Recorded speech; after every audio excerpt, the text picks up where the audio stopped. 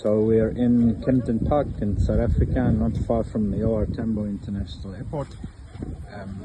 Vast fields around. It's in a suburban area, but of course we have limited coverage of network signal. So we use an existing antenna pole to mount this outdoor booster for our client in Glenmaria State.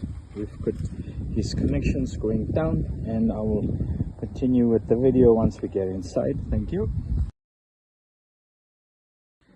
So we set up the client's Signal Heroes indoor booster with the indoor antenna, and we've seen some massive improvements with his cell phone coverage now.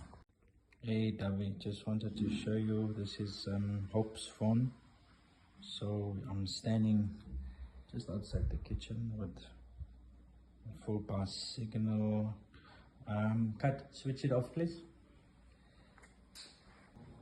In the same spot, dropped. Cut, please switch it on. Quite poor, and now as soon as the booster went on, I don't know if you saw the hop, went to full pass on that second SIM card and 4 on the first.